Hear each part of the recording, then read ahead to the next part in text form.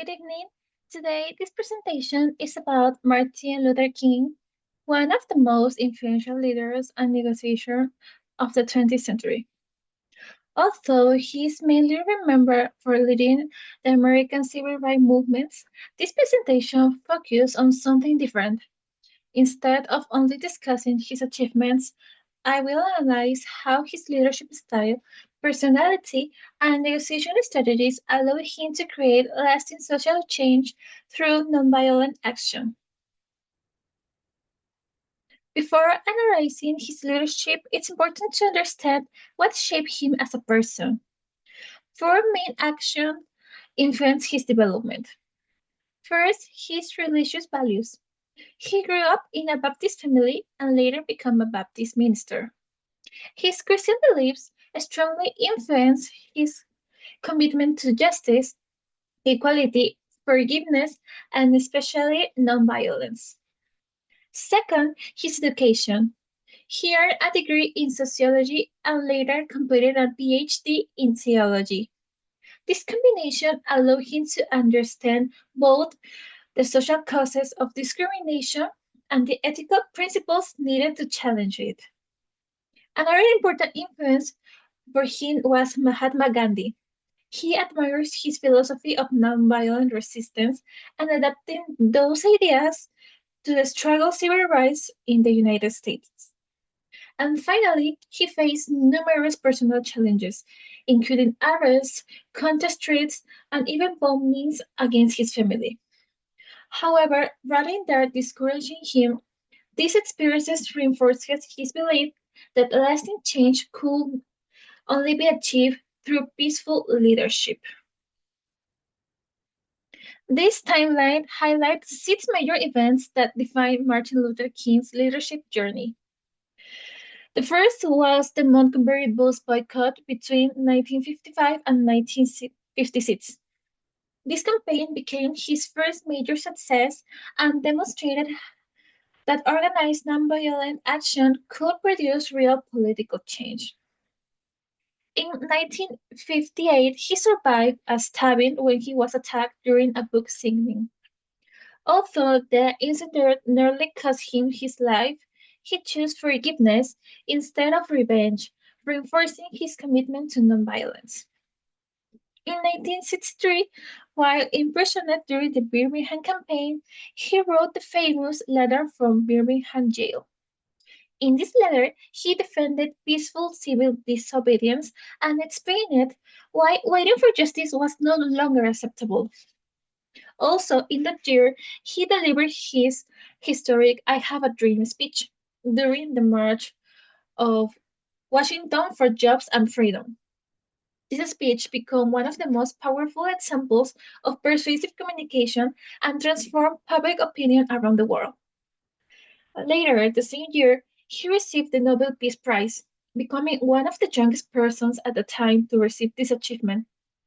This international recognition confirmed the global impact of his leadership. And finally, in 1965, he led the Selma to Montgomery March, which helped increase public support for voting rights and eventually contribute to the approval of the Voting Rights Acts. Together, these events show how Martin Luther King consistently combined leadership, communication, and negotiation to achieve social progress. Also, his public image changed significantly over time. During his lifetime, he was highly criticized, frequently arrested, and many people consider his method controversial. Some people believe that his demonstration created unnecessary conflict, while others oppose his demands for racial equality. However, today Martin Luther King is recognized as a global symbol of human rights, equality, and nonviolent leadership. His philosophy has inspired social movements, political leaders, and also negotiators across the world. In fact, as shown in this slide, recent research indicates that approximately 95% of Americans recognize his historical importance, demonstrating how dramatically public perception has changed over the years. After understanding his background, We can now analyze how he approached negotiations. His negotiation style combined two complementary approaches: collaborative approach and integrative negotiation. On the collaborative side, he believed that successful negotiations should create long-term relationships rather than temporary victories. Instead of treating the other party as an enemy, he encouraged dialogue, cooperation, and mutual respect, even during moments of intense conflict. At the same time, his approach was also integrative because he focused on creating win-to-win outcomes. His objective was never to defeat the opposing side. Instead, he wanted to find solutions that benefit society as a whole by promoting equality, justice, and long-term stability. For him, nonviolence was much more a moral principle. It was a negotiation strategy designed to create lasting social change. However, this approach was never improvised. Behind every negotiation, there was a careful preparation and strategic planning. For the case of Martin Luther King, before taking action, he carefully analyzed social conditions, segregation policies, and public opinion in each community. So, understanding the context allowed him to identify the root causes of conflict and develop realistic strategies. Also, his main objective was also always clear. It was to achieve equal rights through peaceful negotiations rather than violence. And to reach this goal, he designed the strategic campaigns that combined marches, economic boycotts, and peaceful demonstration. These actions were not spontaneous protests. They were carefully planned to increase the public attention and encourage dialogue with political and business leaders. Even his Batna reflected his strategic mindset. If the negotiation failed, he didn't resort to violence. Instead, he continued applying peaceful public pressure until the opposite side became willing to negotiate. Another key factor behind his success was his ability to communicate effectively. His speeches inspired many people because they combine active listening, persuasion, and inspirational public speaking. Rather than imposing his ideas, he listened carefully to people's concerns and connected those concerns with a shared vision of the future. His communication skills were reinforced by a strong emotional intelligence. First, he demonstrated empathy by understanding the fears, the frustrations, and the hopes of both his followers and also his opponents. Second, he showed remarkable self-control. Even when facing arrest, insults, and physical violence, he remained calm and continued promoting peaceful dialogue. And finally, he maintained his motivation, encouraging others to remain committed despite setbacks and uncertainty. So for Martin Luther King, words became his strongest negotiation tool. His speeches didn't simply persuade people, they create trust and inspire others. In addition to communication, he demonstrated also outstanding leadership under pressure. He adapted his strategies according to changing circumstances while remaining faithful to his principles of nonviolence as justice. Also, his adaptability allowed him to respond effectively to different political and social situations without abandoning his long-term vision. Regarding the conflict resolution, he believed that sustainable solutions require dialogue, consensus, and nonviolent resistance. Rather than creating conflict, he used tension as a way to encourage meaningful conversations with others. Finally, his decision making was strategic.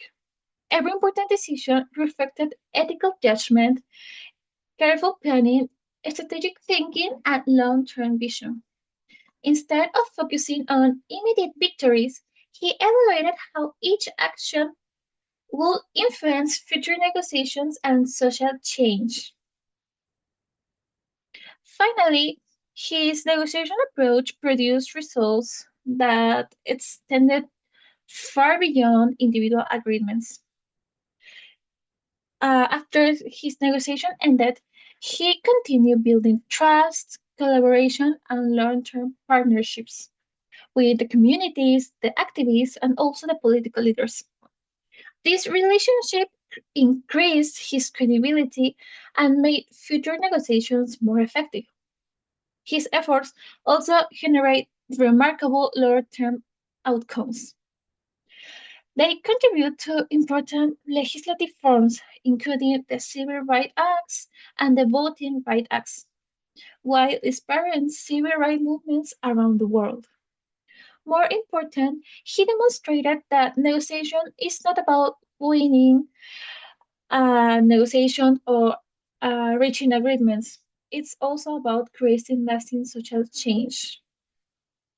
So, to better understand his leadership and negotiation behavior, we analyze his personality using the Big Five personality model. First, he demonstrates high openness to experiences. He was visionary, open to new ideas, and willing to challenge traditional social structures through innovative approaches. He also showed conscientiousness, remaining deeply committed to his goals, values, and responsibilities despite constant obstacles. In terms of extroversion, he was also very charismatic and an influential speaker. His confidence and public speaking abilities allow him to inspire large audiences and mobilize entire communities. He also was highly agreeable because he consistently promoted cooperation, empathy, and mutual understanding instead of confrontation. His personality traits were the foundation of his leaderships and the success of his negotiations. Now, I would like to focus on one of the most important parts of this presentation, his leadership style. Didn't fit only in a single leadership model. Instead, he combined the transformational leadership and the servant leadership, create a unique approach that inspired people while remaining committed to serving them. On one hand, his leadership was very transformational because he inspired social change through a powerful vision. Rather than asking people to simply protest, he encouraged them to believe that equity and justice were possible for them. On the other hand, his leadership was servant because he always placed the needs of others before his own interests.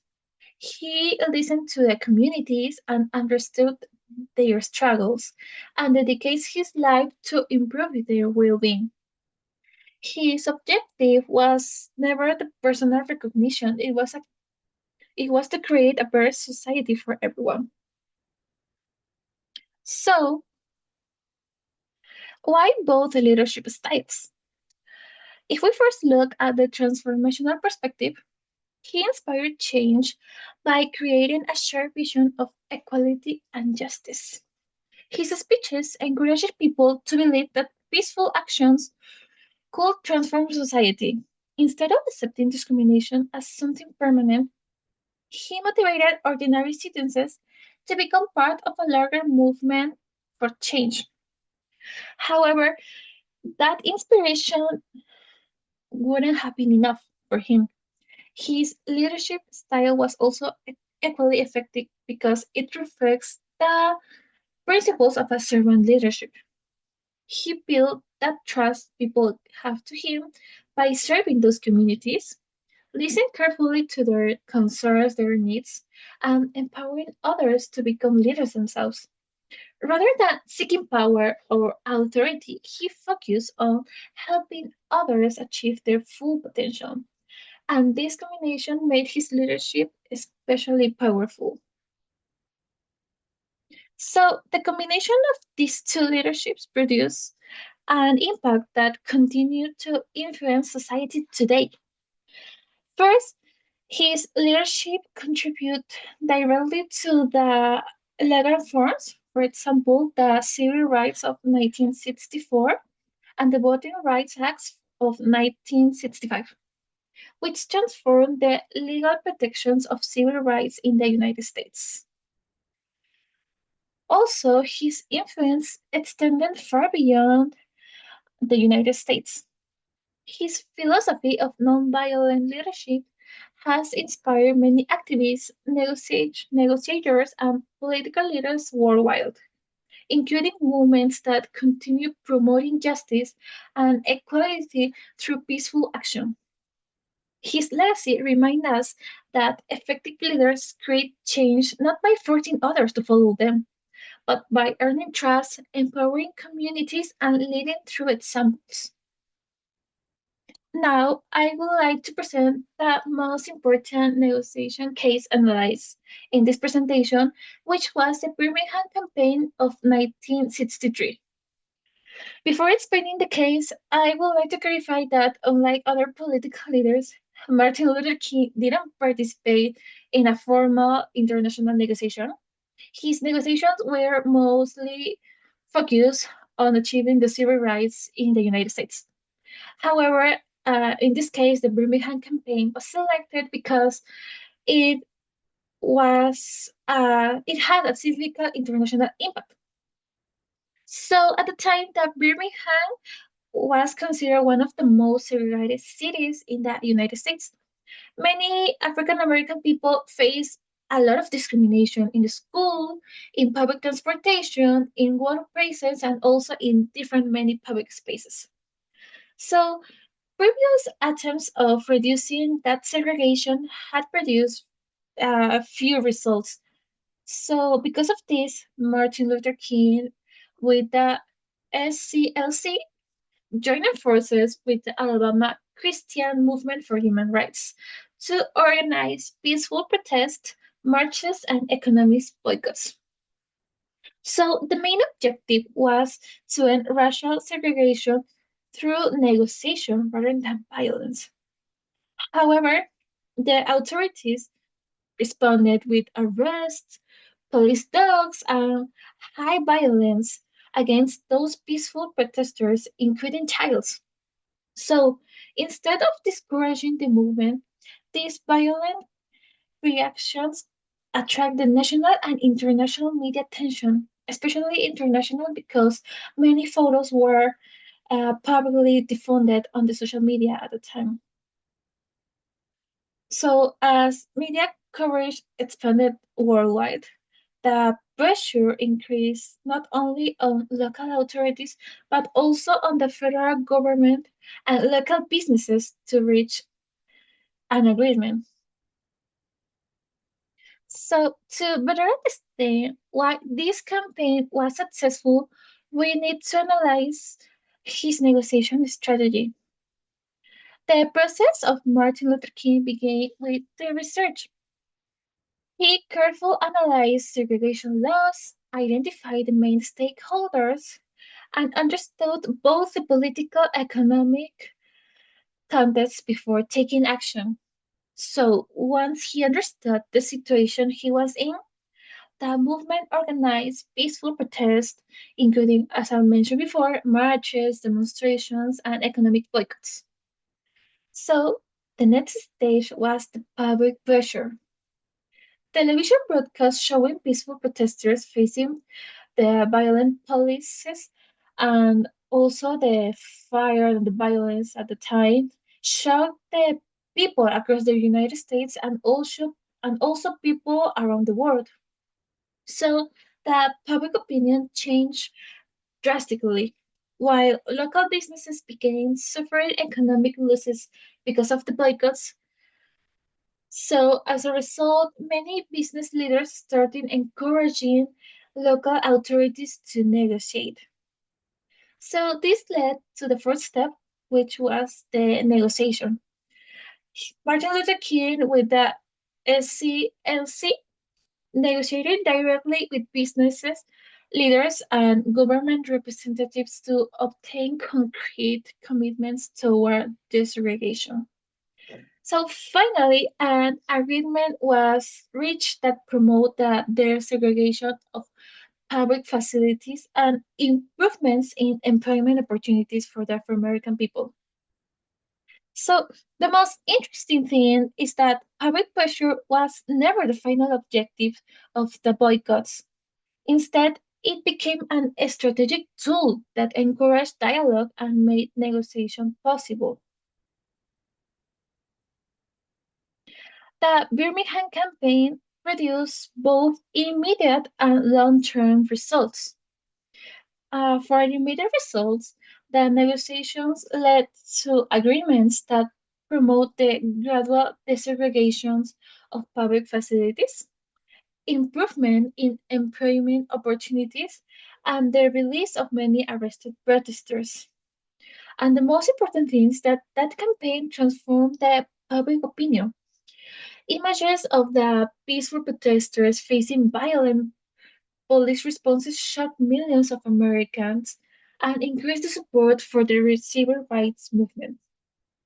So, in the long term, the Birmingham campaign became one of the key events that contribute to the approval of the Civil Rights Act of 1964, one of the most civil rights laws in the American history. So, beyond his legal impact, that campaign also became an international example of how negotiations supported by nonviolent action can produce meaningful and lasting social change. The most valuable lesson from this case is that effective negotiation is not simply about convincing the other side. It's about preparing carefully, understanding the interests of all parties, building trust, and then communicate effectively and reach an agreement. So, to conclude this presentation, Martin Luther King was much more than a civil rights leader. His legacy demonstrates that negotiation is not about defeating an opponent. It's about creating trust and generating lasting social change. So, I would like to finish the presentation by this idea about the Birmingham campaign. This campaign proved that negotiation supported by nonviolent action could transform society, which was what Martin Luther thought. Thank you very much for your attention. That was all the presentation.